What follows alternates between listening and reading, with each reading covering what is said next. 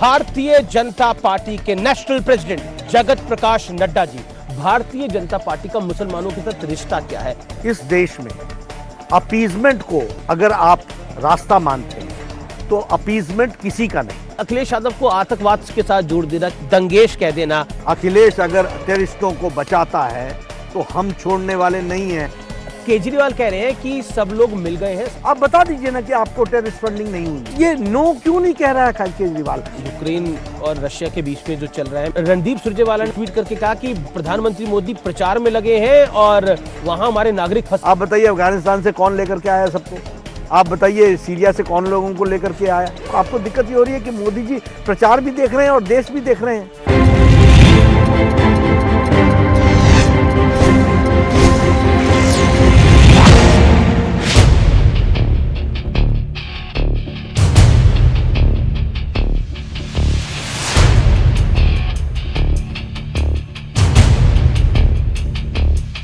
नमस्कार व्यूअर्स, मैं हूं अमीश देवगन और आप देख रहे हैं न्यूज 18। और आज हमारे साथ बातचीत करने के लिए, संवाद करने के लिए मौजूद है भारतीय जनता पार्टी के नेशनल प्रेसिडेंट, राष्ट्रीय अध्यक्ष जगत प्रकाश नड्डा जी। आपका अभिनंदन है JP Nadda ji, news 18 network पर। लेकिन आज आपके मन में जो सवाल है, खासतौर पर देश की जनता के, उन तमाम सवालों के जवाब जानने का हम प्रयास करेंगे। 5 राज्यों में चुनाव है, हिजाब का विवाद है, इसके अलावा भी महाराष्ट्र की राजनीति इस समय बहुत गर्म है। इसके क्या मायने हैं?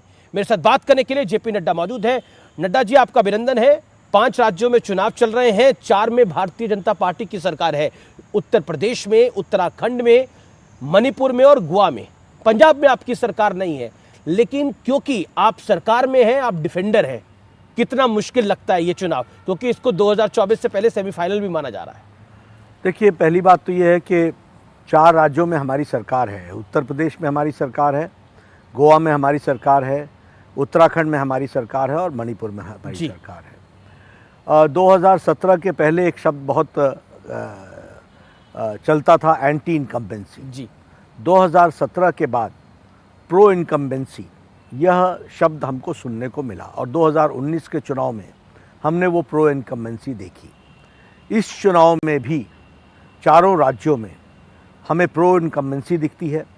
लोग मोदी जी के नेतृत्व में और जो हमारे रिस्पेक्टिव चीफ मिनिस्टर्स हैं उनके नेतृत्व में जो स्टेट्स चल रही हैं, उसमें आम आदमी, गरीब आदमी जो पीड़ित रहा, जो शोषित रहा, जो वंचित रहा, जो दलित रहा, जो समाज के अंतिम पायदान पर खड़ा था, वह आज अपने आप को एम्पावर्ड महसूस करता है।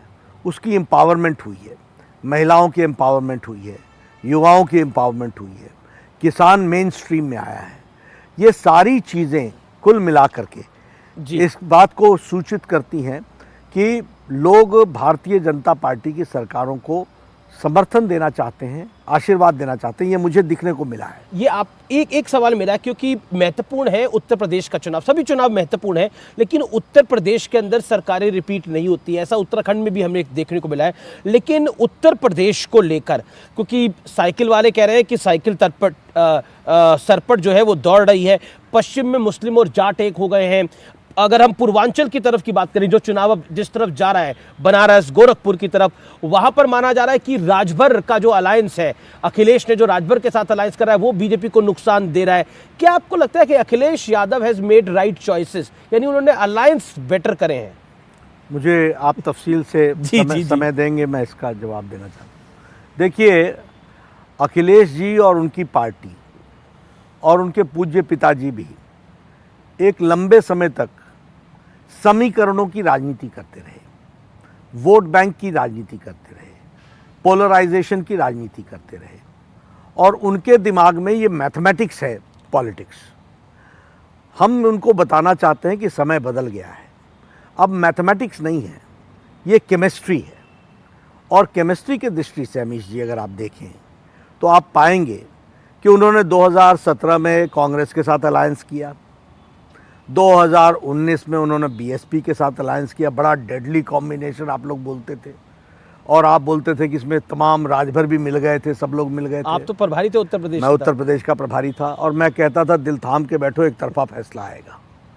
और अभी उन्होंने आरएलडी के साथ किया है, जिसकी ताकत भी सीमित है, क्षेत्र भी सीमित है, लेकिन उन्होंने अलायंस किया है। नहीं, मैंने वही बोला कि मैं पश्चिम में आरएलडी, हाँ, और पूर्वांचल में राजभर और स्वामी प्रसाद मौर्य। मैं यही बता रहा हूँ, ये गलतफहमी में है।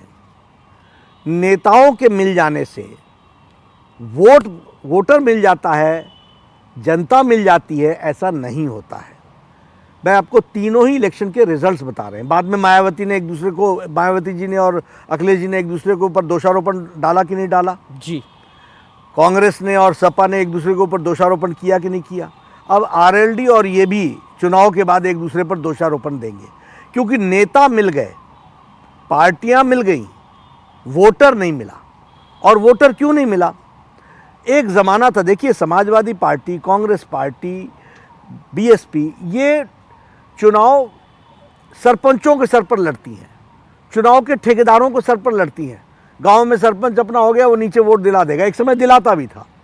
आज के तारीख में वोटर बड़ा सजग है, वोटर पढ़ा लिखा है, नौजवान पढ़े लिखे हैं, उनको मालूम है उनका अधिकार, और गरीब आदमी अपने वोट को बहुत सही तरीके से प्रयोग करता है, उसको मालूम है कि वह सुरक्षित कहाँ है। इसीलिए ये तीनों चुनाव में इन अलायंसेस के बावजूद, राजभर 2019 में हमको छोड़ करके चले गए थे, क्या हालत हुई इनकी, और वो चले गए थे। नहीं, उसमें कहा जाता है वो नरेंद्र मोदी का चुनाव था, इस वजह से उस तरह की परिस्थिति नहीं हुई। नहीं, ऐसा नहीं है। नरेंद्र मोदी जी का भी चुनाव था और योगी जी भी उसमें जुड़े हुए थे। और ये चुनाव जो इस समय का भी चुनाव है, उसमें नरेंद्र मोदी जी भी हैं, उनका आशीर्वाद है सभी स्टेट्स पर। वोटर अपने आप को सुरक्षित महसूस करता है जी। वोटर ये महसूस करता है कि मोदी जी के रहने से देश सुरक्षित है, और वोटर देश को भी ध्यान में रख करके वोट देता है, प्रदेश को भी ध्यान में रख करके वोट देता है। तो दोनों ही फैक्टर्स में वह अपने आप को एम्पावर्ड महसूस कर रहा है। और इसीलिए मैं कहना चाहूँगा कि वोटर जिस तरीके से नेता सोच रहे हैं अमित जी, वैसे वोटर नहीं सोच रहा है। क्योंकि हम यूपी के संदर्भ में पहले बात कर रहे हैं, तो साइकिल का जिक्र हुआ, क्योंकि अखिलेश यादव कह रहे हैं साइकिल सर पर दौड़ रही है। लेकिन प्रधानमंत्री मोदी ने कहा कि जब मैं गुजरात का मुख्यमंत्री था तो अहमदाबाद में साइकिल में बम रखे गए थे। तो अखिलेश ने कहा ये गरीबों का मजाक उड़ाने जैसी बात है। तो उन्होंने बोला, हालांकि भारतीय जनता पार्टी अखिलेश की पार्टी को यानी सपा को आतंकवाद से जोड़ रही है निरंतर। आपने भी एक प्रेस कॉन्फ्रेंस करी, क्यों? देखिए, मेरे को थोड़ा बोलने के लिए थोड़ा सा समय दीजिएगा। अखिलेश जी की पॉलिटिकल अंडरस्टैंडिंग बहुत सीमित है, यही तो दिक्कत आती है। ये परिवार के चांदी के चम्मच से पैदा होकर के जो लोग निकलते हैं ना, उनको राजनीति की समझ नहीं होती है। आम आदमी जानता है कि साइकिल आम आदमी का विषय है, लेकिन जब साइकिल का प्रयोग बम के साथ होता है तो वह समाजवादी की साइकिल हो जाती है। कारण यह है कि अखिलेश जी की आतंकवादियों को बचाने में उनका इतिहास सामने सबको दिखता है। उन्होंने आतंकियों को बचाने के लिए हर प्रयास किया। आपने आरोप लगाया गोरखपुर की अपनी प्रेस कॉन्फ्रेंस में कि 2012 में जब वो सीएम थे, मैं नाम के साथ डेट वाइज मैंने गोरखपुर गोलघर कांड, संकट मोचन बॉम्ब ब्लास्ट बनारस में, काशी में और अयोध्या में और लखनऊ में कचहरी का बॉम्ब ब्लास्ट, श्रमजीवी ट्रेन में बॉम्ब ब्लास्ट, मुंबई के लोकल ट्रेन में बॉम्ब ब्लास्ट, ये जितने भी बॉम्ब ब्लास्ट हुए हैं, दशाश्वमेध घाट पर बॉम्ब ब्लास्ट, ये जितने बॉम्ब ब्लास्ट हुए हैं, उसमें जो आतंकी पकड़ाए थे उनको छुड़ाने का काम अखिलेश जी ने किया है। इसलिए उनकी साइकिल, अखिलेश की साइकिल, और उत्तर प्रदेश की जनता बहुत अच्छे से जानती है इसको, सामान्य जनता से इस साइकिल को मत जोड़िए। ये बॉम्ब वाली साइकिल है, और वो साइकिल अखिलेश जी की सपा की साइकिल है, और उस साइकिल को पर प्रधानमंत्री जी ने कहा था, और जनता भी जानती है कि साइकिल पर वोट डालने का मतलब है कि बॉम्ब ब्लास्ट के और आतंकियों का पनाह देने वाला व्यक्ति का समर्थन करना होगा, और वह देश के लिए एक बहुत घातक होगा। उत्तर प्रदेश के लिए आपका आरोप था कि उन्होंने केस वापस लिए उनके। तो मेरा आपसे सवाल ये है कि क्योंकि आपके सीएम हैं योगी आदित्यनाथ, उत्तर प्रदेश के सीएम हैं, वो कहते हैं कि आपने रामायण में लंकेश चुने होंगे, यूपी में एक दंगेश है, यानी वो अखिलेश को दंगेश कह रहे हैं। क्या आपको लगता है कि क्या बीजेपी डराकर वोट लेना चाह रही है कि अगर बीजेपी नहीं आएगी तो आतंकवादी आ जाएंगे, बीजेपी नहीं आएगी तो दंगा आ जाएगा? डराने की क्या जरूरत है, सच्चाई बताने की जरूरत है। सच्चाई है कि नहीं कि सुप्रीम कोर्ट ने कहा है कि मुजफ्फरनगर में अखिलेश की सरकार मूक दर्शक रही है? ये ऑब्जर्वेशन सुप्रीम कोर्ट का है कि नहीं है? सुप्रीम कोर्ट ने कहा मुजफ्फरपुर के दंगों में कि प्रशासन मूक दर्शक रहा है? सुप्रीम कोर्ट ने ये कहा कि नहीं कहा कि you have given a preferential treatment to some of the sections of the society? तो ये किसने कहा है? तो ये दंगा को प्रोत्साहन देने का कारण बनता है कि नहीं बनता है? तो दंगेश, आंकड़े बताते हैं, आंकड़े पूर्व मुख्यमंत्री को दंगेश कहना जायज है? आंकड़े, हाँ बिल्कुल। देखिए, दंगा 200 दंगे हुए उनकी 5 साल की सरकार में, और योगी जी की सरकार में एक भी दंगा नहीं हुआ। इसको बताने का मेरा अधिकार है कि नहीं है? और लोगों को डराने का नहीं, लेकिन लोगों को याद दिलाना हमारी जिम्मेदारी है कि नहीं? इसका एक काउंटर पॉइंट ये है, क्योंकि बीजेपी को लग रहा है कि पहले जैसे मुसलमान वोट बढ़ जाता था, वो बसपा में भी जाता था, सपा में भी जाता था, थोड़ा कांग्रेस पे भी चला जाता था, लेकिन इस बार मुस्लिम वोट इंटैक्ट है, वो 19% वोट एक तरफ जा रहा है। तो आप चाह रहे हैं कि दूसरी तरफ 80% पोलराइजेशन? हम कभी इस तरीके से सोचते नहीं है अमीश जी। हमारा सीधा प्रिंसिपल है सबका साथ, सबका विकास, सबका विश्वास, सबका प्रयास। और देखिएगा, जिनका आपने नाम लिया, मैं नाम नहीं लेता हूँ, कि वो कम्युनिटी, उसका भी समर्थन आज नहीं तो कल देश के हित में हमको मिलेगा। हम सबको साथ लेकर के चलने की बात करते हैं। मोदी जी सबको, देश को मजबूत बनाना है, सबको साथ लेकर के चलना है। ये वोट बैंक की पॉलिटिक्स और पोलराइजेशन की पॉलिटिक्स वो करते हैं। हमने तो कभी नहीं कहा कि ये कम्युनिटी। दूसरी तरफ से पलटवार होता है कि वोट बैंक के लिए आप आतंकवाद, दंगेश और हिंदुत्व की बात करते हैं, क्योंकि प्रियंका वाड्रा से जब हमारे संवाददाता ने सवाल पूछा आतंकवाद के ऊपर, उन्होंने बोला फिजूल की बात है ये। देखिए ना, ये दुर्भाग्य है, चांदी के चम्मच के साथ पैदा हुए हैं, जिन्होंने अपना पिता खो दिया यही आतंकवाद के उसमें। उनको अगर ये फिजूल की बात लगती हो, फिजूल का मुद्दा क्लियरली बोला मैंने भाषण में अपने कहा कि इनकी अंडरस्टैंडिंग देखो ना, इनकी पॉलिटिकल अंडरस्टैंडिंग देखो ना। अब आपने प्रियंका जी की बात कर दी, यहाँ बोलती हैं उत्तर प्रदेश की बेटी हैं, और पंजाब में जब चन्नी बोलता है कि यूपी के भइयों को और बिहार के भइयों को घुसने मत देना, तो तालियां पीटती हैं। तो ये तो देखिए, ये सिल्वर स्पून के साथ बॉर्न हुए लोगों को धरती की जानकारी और देश की प्रति कमिटमेंट और देश की अंडरस्टैंडिंग कितनी सतही तौर पर है, ये कितने सुपरफिशियल है, ये इस बात को बताता है। एक इंटरव्यू में प्रियंका गांधी ने हाल ही में कहा कि अगर पूरा विपक्ष यूपी में एकजुट होता तो ज्यादा मजबूत परिणाम होंगे इसके। ठीक है ना, अच्छी बात है, हम तो तैयार हैं। आप जब भी आओ, इकट्ठे आओ, जैसे आओ, हमेशा तो आप आते ही हो, तो आप आ जाओ, हमें क्या दिक्कत है? अब तो अरविंद केजरीवाल भी कह रहे हैं कि बीजेपी को रोकने के लिए मैं किसी से भी हाथ मिला सकता हूं। देखिए, हमको बेसिक डिफरेंस समझना पड़ेगा। उन्होंने लखनऊ में इस बात को कहा। हमको बेसिक डिफरेंस समझना पड़ेगा। भारतीय जनता पार्टी सत्ता में इसलिए आती है कि देश की तस्वीर और तकदीर बदले, देश मजबूत हो, ये हमारी विचारधारा है। ये सब लोग इकट्ठे किस लिए हो रहे हैं?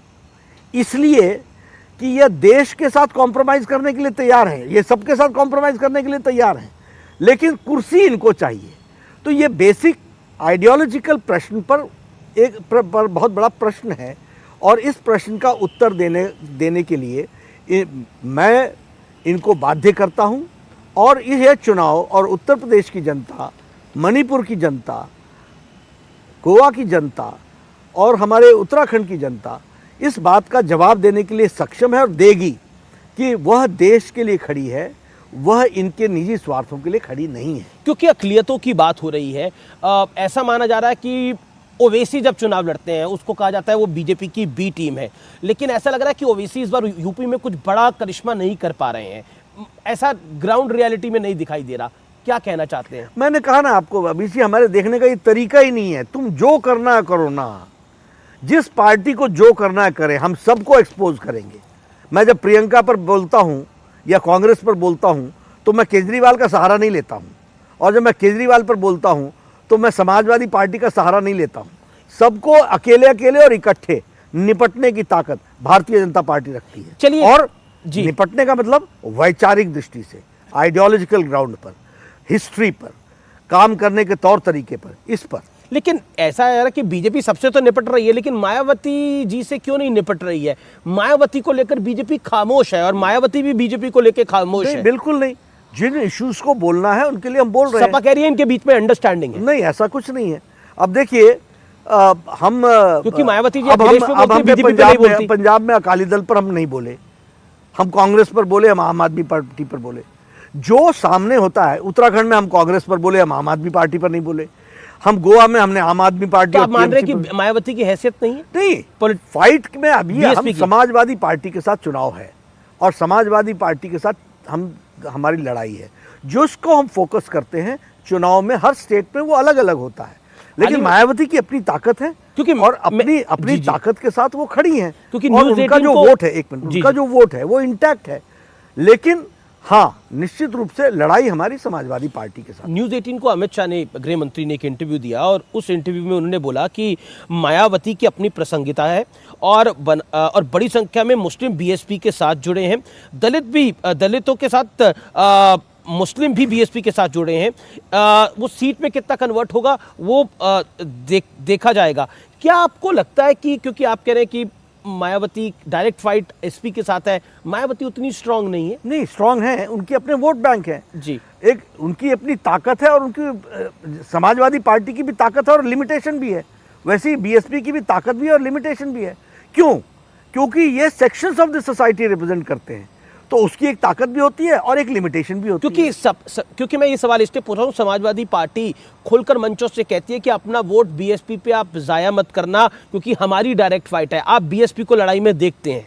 हम देखते हैं, हमारा मानना है सभी पार्टियां अपने अपने तरीके से लड़ती हैं और उनकी ताकत है, लेकिन हम सबके साथ लड़ रहे हैं, ये बात पक्की है। जी, चलिए, मैं यानी अगर हम देखा जाए तो कहीं आपका सपा के साथ मुकाबला है, कहीं बसपा के साथ मुकाबला है। अब ये सवाल पूछने पे मैं मजबूर हो जाता हूँ, कांग्रेस के साथ यूपी में मुकाबला आप कहाँ देखते हैं? वो कोशिश कर रहे हैं, लेकिन जो उनकी एक्टिविटी है वो अपने आप को खुद क्षीण कर रहे हैं। जी, मैं अगले सवाल की तरफ बढ़ता हूँ। क्या भारतीय जनता पार्टी ने 4 चरण के चुनाव के बाद 5वें चरण में स्ट्रैटेजी बदली है? क्योंकि अब प्रधानमंत्री भी खुल के बोल रहे हैं कि आएंगे तो योगी। ये रणनीति में एक बदलाव है बड़ा? कोई रणनीति में बदलाव नहीं है। शुरू से हमने कहा है कि योगी जी के नेतृत्व में हम चुनाव लड़ रहे हैं और अभी तक हम इसी बात को कह रहे हैं और आगे भी हम इसी बात को कहेंगे। और इसके साथ साथ हमारा मुद्दा है सुरक्षा, हमारा मुद्दा है दंगा रहित उत्तर प्रदेश, हमारा मुद्दा है माफिया समाप्त हो, हमारा मुद्दा है विकास हो, हमारा मुद्दा है यूनिवर्सिटीज़ इंस्टीट्यूशंस और फ्लरिश करें, हमारा मुद्दा है कनेक्टिविटी बढ़े, हमारा मुद्दा है हेल्थ इंफ्रास्ट्रक्चर। और लेकिन आपका मुद्दा तो ये भी है कि हमने अयोध्या बना दी है, हमने काशी बना दी है, अब हम मथुरा भी बनाएंगे। ऐसा हमने इस तरीके की बात हमने नहीं कही। हमने ये जरूर कहा कि दीपोत्सव मना है। डिप्टी सीएम कहते हैं, सीएम कहते हैं। देखिए, हर एक कोई अपने अपने ढंग से किसी चीज़ को इंटरप्रेट करते होंगे, लेकिन भारतीय जनता पार्टी स्पष्ट है, सबका साथ, सबका विकास, सबका विश्वास, सबका प्रयास।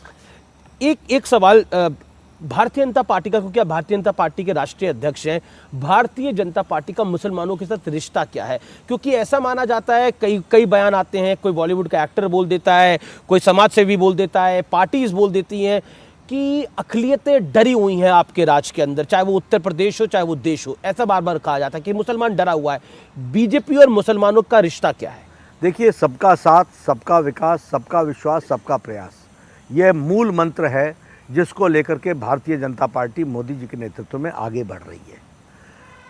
दूसरी बात, इस देश में अपीजमेंट को अगर आप रास्ता मानते हैं तो अपीजमेंट किसी का नहीं, किसी की भी तुष्टीकरण नहीं होगी, सबका साथ होगा, सबका विकास होगा, सबका सहयोग के साथ चलेंगे। जो इस तरीके की शब्दावली बोलते हैं कि कोई सेक्शन ऑफ द सोसाइटी डरा हुआ है या किस तरीके का, उसके पीछे के कारणों को ढूंढना पड़ेगा। एक क्योंकि आप बीजेपी के राष्ट्रीय अध्यक्ष हैं, इसलिए ये सवाल मैं पूछ रहा हूँ। एक आपकी सरकारों पे एक ब्लेम लग रहा है, अब ब्लेम लग रहा है, या फिर बीजेपी तो इसको तमगा समझती है कि ये हिंदुत्ववादी सरकार है।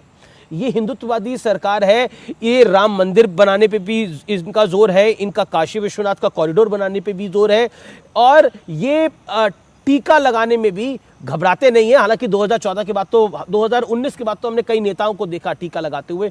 क्या कहना चाहते हैं? ये जो देखिए, मुझे लगता है कि यह इशू को डाइग्रेस करने का तरीका है। हमारा मूल मंत्र है सबका साथ, सबका विकास, सबका विश्वास, सबका साथ, सबका प्रयास। इसी बात को लेकर के हम चल रहे हैं। कुछ लोग अगर ये कोशिश करें कि इशू से डाइग्रेस करने की कोशिश करें, ये उनका उद्देश्य। मैं एग्जांपल देता हूं इसका आपको, जैसे इलाहाबाद का नाम बदलकर प्रयागराज कर दिया गया, ऐसे कई नाम बदले गए, कई स्टेशंस के नाम बदले गए, मुगल सराय स्टेशन का नाम बदल गया। वो एक एग्जांपल होता है कि ये नाम बदलने की प्रक्रिया चल रही है एक तरह से, उस पर आप क्या कहना चाहते हैं? नहीं, मैं बिल्कुल ये कहना चाहूँगा, देखिए कुछ चीज़ें जिसके साथ भारत की जनता जुड़ी है उसको लोग सामने रखने का प्रयास करते हैं और उसको ठीक ढंग से रखने की कोशिश करते हैं। इसका मतलब ये नहीं है कि किसी को हम नीचा दिखाने की कोशिश कर रहे हैं या किसी से हम डाइग्रेस करने की कोशिश कर रहे हैं, ऐसा नहीं है। अभी तक जितने राउंड हुए हैं, बीजेपी का आंकलन क्या है आपका? अच्छी तरीके से कंफर्टेबल मेजॉरिटी के साथ भारतीय जनता पार्टी आ। एक आंकलन ये है कि अगर हर राउंड में पिछली बारी से 10-10 सीटें कम करके आके तो बीजेपी का नंबर 230-40 के आसपास बढ़ जाए। 300 प्लस जाने वाले हैं। 300 प्लस जाने वाले हैं, यानी आप 325 जो पहला था उसको। और ये जो लोग आकलन लगा रहे हैं जी, ये न्यूमेरिकल लगा रहे हैं, ये केमिस्ट्री नहीं देख रहे हैं। मैं केमिस्ट्री जानता हूं, मैं केमिस्ट्री देख रहा हूं। लेकिन एक बारी बंगाल का भी चुनाव हुआ जहां पर बीजेपी, हालांकि उन्होंने 3 से 77 तक पहुंचे लेकिन सरकार नहीं बना पाए, तब भी आप कॉन्फिडेंट थे। उत्तर प्रदेश में भी आप कॉन्फिडेंट है। क्या आपको लगता है कि थोड़ा सवालिया निशान उस पर भी है? नहीं, देखिए बंगाल में हम जितना तेज जा सकते थे हम गए। हमारे पास 3 साल की अवधि थी। संगठन खड़े होने में टाइम लगता है। बंगाल छोटी स्टेट नहीं है, बड़ी स्टेट है। उस स्टेट में अगर हम 3 से 77 जा सकते हैं तो this is the fast which we could go. क्या आपको लगता है बंगाल के अंदर सेकेंड वेव जो कोविड की आई उसने आपको नुकसान पहुंचाया? थोड़ा बहुत, निश्चित रूप से कैंपेनिंग में तो असर पड़ा ही पड़ा जी, उसका तो असर पड़ा ही पड़ा। मैं आगे की ओर बढ़ता हूं, महाराष्ट्र की ओर आता हूं। विपक्ष का बार बार आरोप लगाती है कि जहां जहां भारतीय जनता पार्टी की सरकार नहीं होती वहां पर उनके एक्सटेंडेड टूल जैसे income tax, enforcement directorate, ED, CBI ये एक्टिव हो जाते हैं। हाल ही में वहां पर एक मंत्री की गिरफ्तारी हुई है, नवाब मलिक की गिरफ्तारी हो गई है, जिसको लेकर शिवसेना भी एग्रेसिव है, एनसीपी भी एग्रेसिव है और कांग्रेस भी एग्रेसिव है। दोनों ने एक साझा मार्च भी निकाला है। क्या कहना चाहते हैं आप? देखिए, मेरा बड़ा स्पष्ट शब्दों में कहना है, भारतीय जनता पार्टी, एनडीए की सरकार, मोदी जी के नेतृत्व में सभी इंस्टीट्यूशंस की इंडिपेंडेंस को बरकरार रख करके काम में जुटती है। अब ये किसी को जाति के चश्मे से देखना ये इनकी आदत है, किसी को धर्म के चश्मे से देखना ये इनकी आदत है। ये आरोप लगाने की कोशिश करते हैं। अब आपने एक मंत्री के बारे में कहा कि वो अरेस्ट हुआ, तो अरेस्ट किसी केस के तहत हुआ ना। कोर्ट ने कहा ना कि इनको अरेस्ट कीजिए, कोर्ट ने दिया ना जुडिशियल रिमांड और पुलिस रिमांड, तो कोई ना कोई ईडी रिमांड, ईडी ने डिमांड की, तो कोर्ट ने दी ना। जी, कोर्ट ने दी। इसके कंटेंट पर क्यों नहीं बोलते? किसी एक आदमी को, उनका तो कहना है एवरीथिंग इज फिक्स। कोई इंस्टीट्यूशन अंदर कर देता है। मतलब जब आप चुनाव जीत जाते हो तो ईवीएम बहुत अच्छा है और जब आप चुनाव हार जाते हो तो ईवीएम बहुत गड़बड़ है। ये कौन सा खेल है भाई? ये तो वही वाली बात हो गई कि जब आपके पक्ष में कोर्ट ने किया ना, ईडी इंडिपेंडेंट है, कोर्ट इंडिपेंडेंट है, कोर्ट में ईडी ने केस रखा कि नहीं रखा जी, लेकिन और उन केसेस पर उनको जुडिशियल रिमांड मिली कि नहीं मिली। आप इस कंटेंट पर क्यों नहीं बोलते? क्योंकि एक काउंटर पॉइंट, मतलब जो विरोधी दल, नहीं, एक काउंटर पॉइंट ये है कि शिवसेना और आपका जो पुराना सहयोगी शिवसेना है वो कहती है कि बीजेपी के मन में गुस्सा है क्योंकि वो सरकार महाराष्ट्र में नहीं बना पाई, इसीलिए उन्होंने पहले अनिल देशमुख को गिरफ्तार करवाया, अब इनको गिरफ्तार करवा दिया। तो अनिल देशमुख को निकाल लो ना न्यायालय से, दिक्कत क्या है? मना किसने किया है? नवाब मलिक को निकाल लो ना। तो ये भ्रष्टाचार फंसता कहाँ है आकर के? ये why are you not talking on भ्रष्टाचार? व्हाई आर यू सेइंग कि हमने अंदर किया? अब वो उनसे मैंने सवाल पूछा, तो उन्होंने बोला कि देखिए डिस्ट्रेस सेल हो जाता है। कितने दिनों से अंदर है? काफी महीने हो गए। तो फिर जुडिशियल प्रोसेस है ना। नवाब मलिक के केस पे मैंने सवाल पूछा, उन्होंने बोला, कांग्रेस के प्रवक्ता ने भी बोला, शिवसेना ने भी बोला कि डिस्ट्रेस सेल हो सकती है कोई, कि किसी को 40 लाख 4 करोड़ का प्लॉट 40 लाख रुपए। ठीक है ना, तो कोर्ट में जवाब देना ना, पता चल जाएगा आपको, दूध का दूध पानी का पानी हो जाएगा। व्हाई डू यू, हम जजमेंटल क्यों हो रहे हैं? मैं तो नहीं हो रहा हूँ जजमेंटल। मैं तो नहीं कह रहा हूँ कि नवाब मलिक पर केस ठीक डला है। हम कह रहे हैं जो कंटेंट है उसका जवाब कोर्ट एग्जामिन करेगी, बताएगी। क्योंकि डी कंपनी यानी दाऊद के साथ लिंक की बात है, इसलिए मामला सीरियस है। लेकिन मैं अगर यही शब्द बोलूंगा तो बोलेंगे आप आरोप लगा रहे हो। इसलिए मैं ये शब्द नहीं बोलता हूँ। मैं कहता हूँ कोर्ट में नहीं, ये तो मतलब जो जानकारी है उपलब्ध, मैं इसलिए कहता अमित जी, इसलिए मैं कहता हूँ जो कोर्ट में आपके ऊपर चार्जेस लगे हैं, क्योंकि इसकी गूंज उत्तर प्रदेश के चुनाव तक पहुंच गई है। अखिलेश यादव कह रहे हैं कि देखिए, जब देशभक्तों के खिलाफ लड़ने वालों की गूंज सारे देश में पड़ेगी, सारे देश में ये गूंज जाएगी। अखिलेश अगर टेररिस्टों को बचाता है तो हम छोड़ने वाले नहीं हैं, हम गांव-गांव गली-गली पहुंचाएंगे। तो क्योंकि अखिलेश यादव कह रहे हैं कि बीजेपी घबरा रही है, चुनाव में हार रही है, इसलिए गिरफ्तार करवा रही है। क्यों घबराने का क्या सवाल है? करहल में तुम पूज्य पिताजी को ले जाते हो और हमसे बोलते हो कि हम घबराए हुए हैं। तुम्हारे जो लोग बीजेपी को छोड़ करके गए, उन्होंने अपनी कंसेंसी छोड़ दी और घबराए हुए हम दिख रहे हैं कि ये क्या मतलब है? मेरे तो समझ कह रहे हैं आप एजेंसियों का बेजा इस्तेमाल कर रहे हैं। एजेंसी इसमें कहाँ आती है? आपको विधानसभा, आपने अपनी सीट छोड़ दी और एक सीट पर आप गए और वहां पर आपको पूज्य पिताजी को लाना पड़ा, इसमें एजेंसी कहाँ आती है? इसमें तो लोग आते हैं। ईडी और आईटी की बात कर रहे हैं। ईडी नहीं, मैं तो बात कर रहा हूं कि घबराया कौन है। आप देखिए, अब आपने कहा कि अखिलेश जी उत्तर प्रदेश का चुनाव कहाँ लड़ रहे हो, तो अभी तक करहल का चुनाव लड़ रहे थे। अपने पूज्य पिताजी को क्यों लाना पड़ा, मेरे को समझाइए तो जरा सा। उनके पिताजी है, चुनाव प्रचार में यूज करते हैं। हाँ, तो और जगह भी जाते हैं, आप भी प्रधानमंत्री को यूज करते हैं, अमित शाह को यूज करते हैं, और जगह भी जाते। वो तो सीट फंस गई, घर की सीट फंस गई, खुद की सीट फंस गई है। आप क्या कह रहे हैं? करहल की सीट फंसी हुई है? हाँ, बिल्कुल फंसी हुई है, अच्छे से फंसी हुई है, और इसीलिए मुलायम सिंह जी को लाना पड़ा उनको। ये स्थिति है उनकी, इसीलिए मैंने कहा वो उत्तर प्रदेश का चुनाव फंसी हुई है पर निकल जाएगी। देखिए, जब फंसी हुई होती है तो फिर आपको मालूम है कि नतीजा क्या होता है। जी, तो आप कह रहे हैं एसपी सिंह बघेल जीतेंगे उधर? जी। चलिए, अब मैं आगे एक अगला सवाल, क्योंकि महाराष्ट्र की बात हो रही है, क्योंकि जैसे ही ये अरेस्ट हुआ, शरद राव पवार को ममता बनर्जी ने कॉल किया और बोला कि विपक्ष को अब एकजुट हो जाना चाहिए, क्योंकि आपने बोला कि हम देशभक्त हैं, इसलिए हमें सबसे लड़ाई लड़ना पड़ेगा। किस किस से लड़ेंगे? आप ममता बनर्जी से भी लड़ेंगे, शरद राव पवार से भी लड़ेंगे, अखिलेश यादव से भी लड़ेंगे, अरविंद केजरीवाल से भी लड़ेंगे, राहुल गांधी से भी लड़ेंगे, प्रियंका गांधी से भी लड़ेंगे, महबूबा मुफ्ती से भी लड़ेंगे। तो कहीं ना कहीं, और टीआरएस भी अब तो एक्टिव हो गई है, चंद्रशेखर राव भी एक्टिव हो गए। तो ऐसा लग रहा है कि एक महागठबंधन तैयार हो रहा है नेशन वाइड आपके खिलाफ। मना किसने किया है? आप इकट्ठे होइए ना। हर चुनाव में अमीश जी, चुनाव के पहले ये भारत भ्रमण पर निकलते हैं, मेरी बात ध्यान से सुनिएगा, और हर चुनाव के नतीजे आने के बाद फिर से ये भारत भ्रमण करते हैं। मना किसने किया है? आप कीजिए ना, ये प्रजातंत्र है।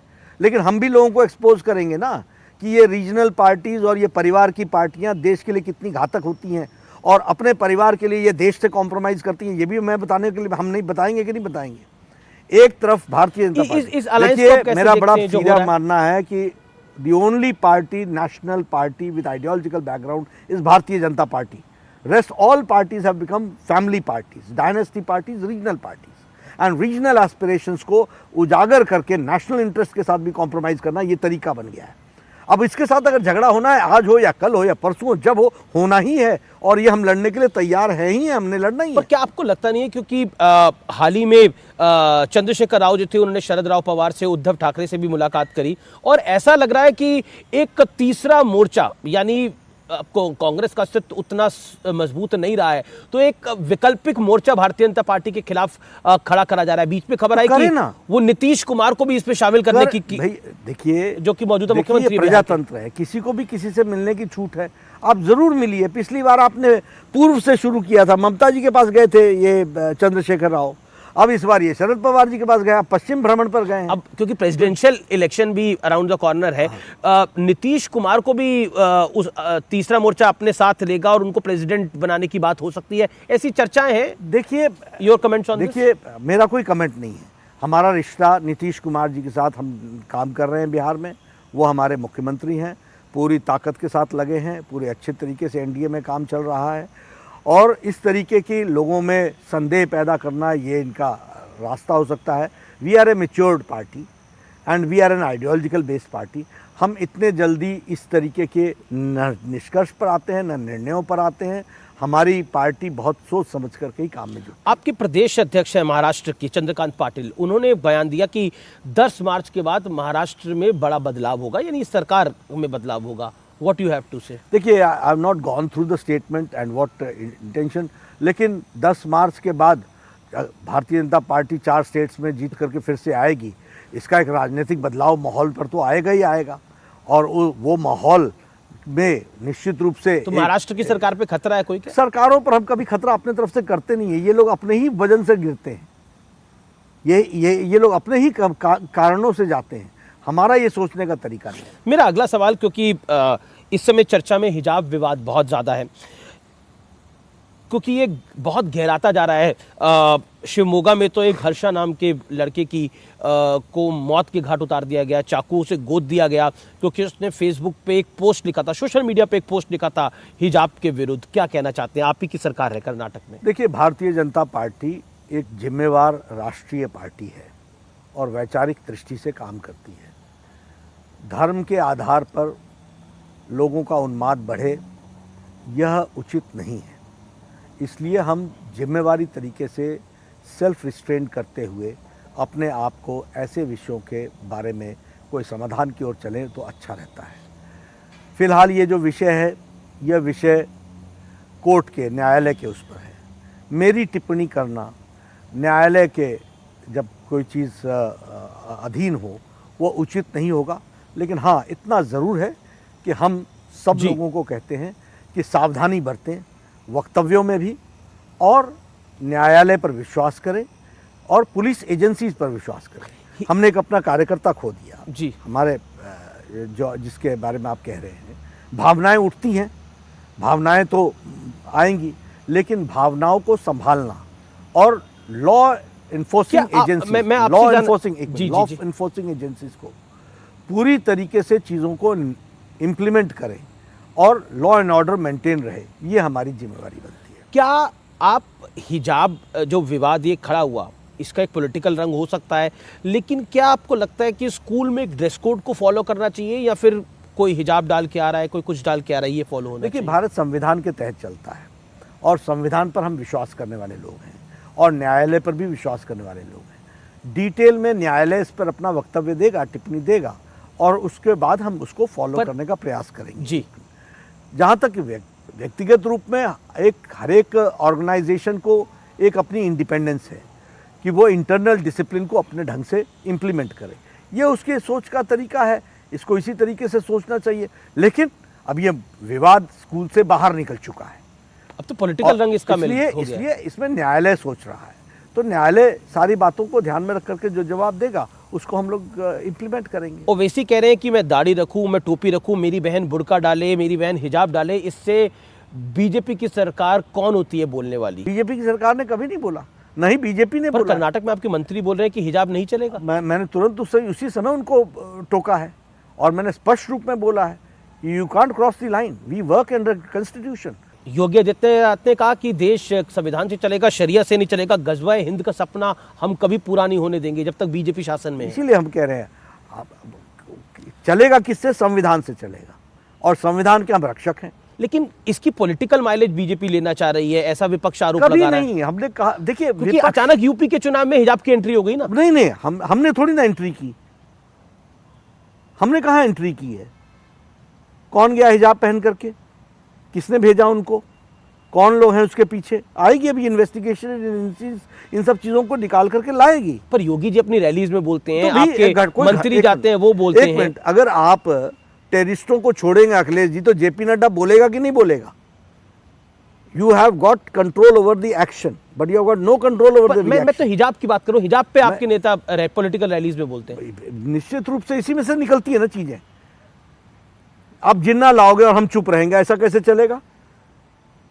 अब जिन्ना क्या गलती? उन्होंने तो जिन्ना एक बार ही बोला, तो बीजेपी ने 100 बार ही बोला उसके बाद। देखिए, चावल के एक दाने से पता चलता है चावल की किस्म, राजनीतिक एक हरकत से पता चलता है राजनेता की नीयत, और अगर नीयत पता चलती है तो नीयत नेता की जन जन तक पहुंचाना हमारी जिम्मेवारी है, और हम इससे पीछे कभी नहीं हटेंगे, हम बता के हटेंगे।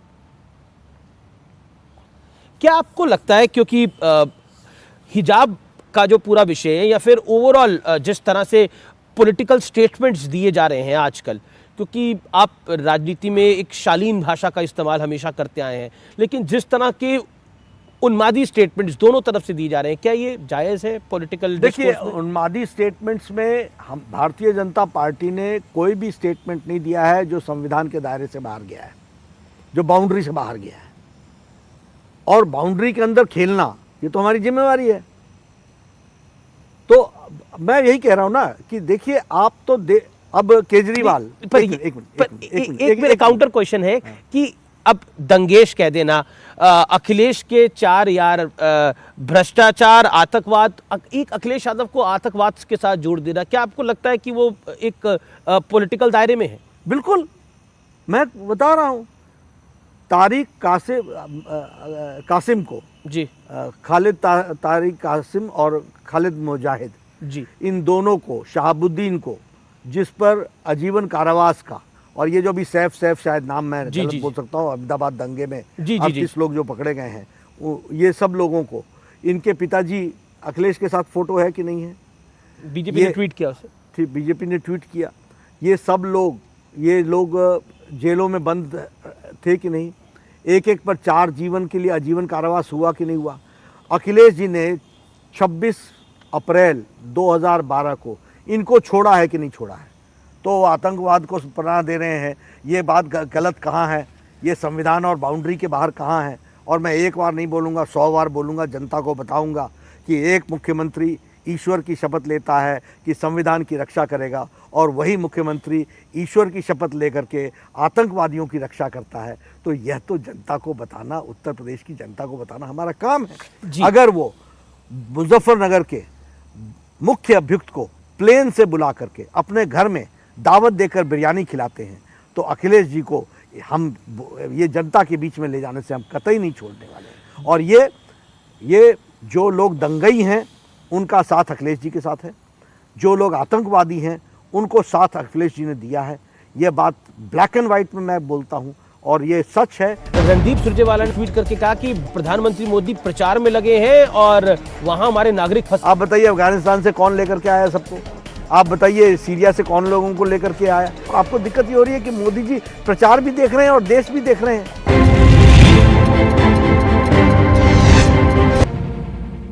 इस बार पंजाब में क्या होने वाला है, क्योंकि देश की नजर उस पर है? पंजाब में अच्छा होगा भारतीय जनता पार्टी के लिए। भारतीय जनता पार्टी को पहली बार स्कोप मिला है बढ़ने का, इसलिए पार्टी की दृष्टि से मैं कहूं तो अच्छा रहेगा। आपका आकलन क्या है? आपने हंग असेंबली की ओर जा रहा है, लेकिन आपने ये प्रश्न पूछा है तो मैं पंजाब के बारे में ये जानना चाहूँगा, और मैं चाहूँगा कि आप अब इस बात को भी ध्यान में लें कि केजरीवाल जी पर उनके ही साथी ने, कुमार विश्वास जी ने, जो उनके साथ एक समय में पार्टी को खड़ी करने वाले लोग थे, उन्होंने एक बहुत गंभीर आरोप लगाया और आपने आज दिन तक जवाब नहीं दिया। ये क्या बताता है? उन्होंने तो बोला मैं स्वीट टेररिस्ट हूँ। हाँ बिल्कुल, मैं स्कूल बनाने वाला स्वीट टेररिस्ट हूँ।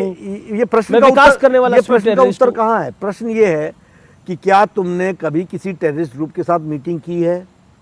क्या तुम्हारी फंडिंग टेररिस्ट ग्रुप के द्वारा हो रही है? आप कह रहे हैं सिटिंग सीएम पर ये बहुत उसने टेररिस्ट ग्रुप के साथ मीटिंग करी है? ये हम नहीं कह रहे हैं, ये उनके साथियों ने कहा है, ये आरोप है कुमार विश्वास। हाँ, ये नो क्यों नहीं कह रहा है केजरीवाल? आज दिन तक नो क्यों नहीं कहते हैं? और फिर आप बोलोगे कि हम उनको संविधान के दायरे से बाहर खींच रहे हैं। हम कहाँ खींच रहे हैं? केजरीवाल कह रहे हैं कि सब लोग मिल गए हैं, सब मिले हुए हैं, इस वजह से इस तरह का पूरा आडंबर लास्ट के 3 दिन में रचा गया, जिससे आम आदमी पार्टी को बड़ा नुकसान हो जाए। ये देखिए, आप नुकसान क्यों हो रहा है? इसलिए हो रहा है कि आप चुप बैठे हैं। आप बता दीजिए ना कि आपको टेररिस्ट फंडिंग नहीं हुई है। आप क्यों नहीं कहते हैं कि आपका कोई आतंकवादी ग्रुप से कोई समझौता नहीं हुआ, कोई बातचीत नहीं हुई, कोई कभी मीटिंग नहीं हुई, आप किसी के टेररिस्ट के घर ठहरे नहीं हैं? ये बोलने में आपको दिक्कत क्या होती है? मेरा अगला सवाल आपसे ये है कि केजरीवाल के लिए तो आपने जो बोला वो बोला, लेकिन पंजाब में आपने बोला हंग असेंबली हो सकती है। अगर हंग असेंबली होती है तो क्या आप अकाली दल के साथ जा सकते हैं? और क्योंकि इस बार 5 कॉर्नर फाइट है, क्योंकि पंजाब के अंदर कई दल हैं, तो आप उसके मद्देनजर क्या आकलन देना चाहिए? अभी तो हाइपोथेटिकल होगा कहना, नतीजे कैसे आएंगे उस पर डिपेंड करेगा, और ये फैसला हम नहीं, हमारी पार्लियामेंट्री बोर्ड करती है। सभी वरिष्ठ नेता हैं, उन लोग मिलकर के सारी बातों को तय करेंगे, लेकिन हमारी प्रायोरिटी इस वक्त पार्टी का विस्तार करना है। क्या आपको लगता है कि गोवा और उत्तराखंड में आम आदमी पार्टी आपका खेल बिगाड़ सकती है? बिल्कुल नहीं, रही नहीं कहीं, नतीजे आपको बता देंगे। देखिए, एडवर्टीजमेंट पे पैसा खर्च करके बड़े बड़े पोस्टर लगाने से लोगों के दिल में नहीं उतरते हैं जी। दिल में उतरने के लिए बड़ी मेहनत करनी पड़ती है, और उसके लिए बहुत काम करना पड़ता है। उत्तराखंड में और गोवा में भारतीय जनता पार्टी नीचे तक पार्टी को मजबूती के साथ आगे बढ़ी है और जनता की सेवा की है, इसलिए दोनों जगह हमको आशीर्वाद मिलेगा। जी, क्या आपको लगता है कि हाल फिलहाल के अंदर जिस तरह से पॉलिटिकल डेवलपमेंट्स हुई हैं, खासतौर पर देश के अंदर, और जिस तरह से हमने नॉन इलेक्शन स्टेट्स पे भी कई तरह की मूवमेंट्स को देखा है, क्या आपको लगता है कि भारतीय जनता पार्टी के लिए 2024 में जो 2024 से पहले ये चुनाव जीतने बड़े महत्वपूर्ण हैं? देखिए, आपने शुरू में ही कहा ये सेमीफाइनल है जी, और मैं इस शब्दावली का ही विरोधी रहा हूं शुरू से। No match is semifinal and no match is final. Every match is a different match all together. इसलिए 2022 भी हम पूरी ताकत के साथ लड़ रहे हैं, लेकिन इसका ये बड़ा महत्वपूर्ण होगा 2024 के लिए। 2024 अलग ढंग से लड़ेंगे और ढंग से लड़ेंगे, ये भी जीतेंगे वो भी जीतेंगे। क्योंकि और आपको मैं बता दूं, हर स्थिति में हमको उसका ही उत्तर देना पड़ता है। और भारतीय जनता पार्टी अगर उत्तर प्रदेश में चुनाव लड़ रही है तो उत्तर प्रदेश के उत्तर के साथ लड़ रही है। अगर उत्तराखंड में चुनाव लड़ रही है तो उत्तराखंड के प्रश्नों के साथ उसको उत्तर देते हुए चुनाव लड़ रही है। अगर मणिपुर में चुनाव लड़ रही है तो मणिपुर के प्रश्नों का उत्तर देकर के चुनाव लड़ रही है। और ये कुल मिलाकर के प्रधानमंत्री जी का इम्पैक्ट सारे देश में और सारे प्रदेशों पर है ही है। उसका हम लाभ लेना, उसका उपयोग करना, और वो जनता के दिलो दिमाग में उतरा हुआ है, इसमें दो राय कहाँ है, और उसका उपयोग करना ये हमारी जिम्मेदारी है। जी, क्योंकि उत्तराखंड के संदर्भ में अगर मैं बात करूं तो वहां पर भी कोई सरकार रिपीट नहीं हुई है। इस बार आपको क्यों कॉन्फिडेंस है कि आपकी सरकार रिपीट होगी? आपने तो 3-3 मुख्यमंत्री बदल दिए वहां पर। हाँ बदले, लेकिन स्थिरता लाई ना, विकास किया ना। आपको 12,000 करोड़ रुपए खर्च करके 4 धाम सड़क बन रही है ना, बनी है ना, विकास हो रहा है ना। अगर उत्तराखंड में इंस्टीट्यूशंस आई कि नहीं आई? अगर उत्तराखंड में नंबर कम रह जाता है तो क्या अगर रहता ही नहीं है, आ ही रही है, ठीक ठाक आ रहे हैं, अच्छे से आ रहे हैं। जी, मेरा बिल्कुल हम आखिरी दौर में महत्वपूर्ण सवाल एक ये है कि देश में इस समय एक तो हिजाब का विवाद चल रहा है, दूसरी तरफ जिस तरह की एक बयानबाजी चलती है और एक पोलराइजेशन का माहौल देखने को मिलता है, और विपक्ष ये आरोप लगाता है कि हर चुनाव से पहले अगर तालिबान होता है तो तालिबान में भी हिंदू मुसलमान होना शुरू हो जाता है। उस पर आप क्या कहना चाहते हैं? क्योंकि छत्तीसगढ़ के कवर्धा में भी कुछ दंगे फसाद हुए और वहां के मुख्यमंत्री भूपेश बघेल ने भी बोला कि जहां आरएसएस और बीजेपी आती है वहीं ये पूरा गेम शुरू हो जाता है। ऐसा नहीं है। देखिए, ये शब्द आप बोल रहे हैं धर्म का नाम लेकर के, मैं नहीं बोल रहा हूँ। ये बार बार ये धर्म लाने का काम ये लोग करते हैं। हमारी शब्दावली क्या है? राष्ट्रवाद। देश की मजबूती के प्रश्नों पर हम हमेशा अनकॉम्प्रोमाइजिंग रहते हैं और वो किसी धर्म से नहीं जुड़ता है। हम सब धर्मों को सम्मान से इज्जत दे करके करते हैं, लेकिन नेशनल इंटरेस्ट के साथ जो व्यक्ति कह रहा हूँ मैं, समुदाय नहीं कह रहा हूँ, धर्म नहीं कह रहा हूँ, जो व्यक्ति राष्ट्रवाद के विषय के साथ कॉम्प्रोमाइज़ करता है और जो पार्टी कॉम्प्रोमाइज़ करती है उसको एक्सपोज करना हमारा काम है। और ये बहुत बारीक डिफ्रेंसिएशन होता है। इस बारीकी डिफ्रेंसिएशन को संभल करके, इसीलिए मैं शब्दों को चयन करते समय बहुत सोच करके बोल रहा हूँ। कन्वर्जन को लेकर छत्तीसगढ़ में काफ़ी बड़ा मामला एक चल रहा है जिसमें बीजेपी भी वहाँ पे काफ़ी कुछ बोल चुकी है, उस पर आप क्या कहना चाहते हैं? देखिए, मेरा ये कहना है कि इन सब चीज़ों के बारे में कानून है, नियम है, न्यायालय है, उनके दृष्टि वहाँ के बीजेपी का यूनिट कहता है कि कांग्रेस की सरकार मदद कर रही है।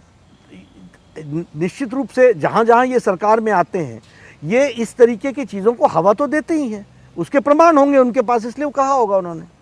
जी, क्योंकि अब मैं आ जाता हूँ जो कि यूक्रेन के मुद्दे के ऊपर, यूक्रेन और रशिया के बीच में जो चल रहा है। मैं निश्चित तौर पर जानता हूँ कि आप रूलिंग पार्टी के प्रेसिडेंट हैं, लेकिन वहाँ पर भारतीयों के संदर्भ में भारतीय बच्चे फंसे हुए हैं। कुछ बच्चे गुजरात के हैं, कुछ बच्चे हरियाणा के हैं। इस पे को लेकर भी कई सारी पॉलिटिकल बयानबाजी हो रही है, क्या कहना चाहते हैं आप? देखिए, प्रधानमंत्री मोदी जी के नेतृत्व में गवर्नमेंट ने हमेशा प्रोएक्टिव होकर के रिस्पॉन्सिव गवर्नमेंट के तरीके से काम किया है और काम कर रही है। इसलिए इस विषय के बारे में भी गवर्नमेंट प्रोएक्टिव है। प्रधानमंत्री मोदी जी के नेतृत्व में मिनिस्ट्री ऑफ एक्सटर्नल अफेयर्स पूरे एक्टिवली। पर हमारे 20,000 नागरिक फंसे हुए हैं। बिल्कुल, सभी नागरिकों को लाने का काम, अभी तक का इतिहास किसका है? मोदी जी का है। पर रणदीप सुरजेवाला ने ट्वीट करके कहा कि बीजेपी और प्रधानमंत्री मोदी प्रचार में लगे हैं और वहां हमारे नागरिक फंसे, बच्चे फंसे हैं। देखिए, ये इनका काम ही बयानबाजी करना है। अमीर जी, आप मेरे को क्यों इंटरव्यू के अंत में इन लोगों पर कुछ टिप्पणी करवाने की बात करते हैं? इन लोगों ने कोरोना पर क्या कहा था, आज अमेरिका की स्थिति क्या है और यूरोप की स्थिति क्या है और भारत की स्थिति क्या है कोरोना में। मोदी जी ने इस देश को बचा लिया, लेकिन इनके बयान अगर ढूंढ करके ढूंढें तो हास्यास्पद लगता है।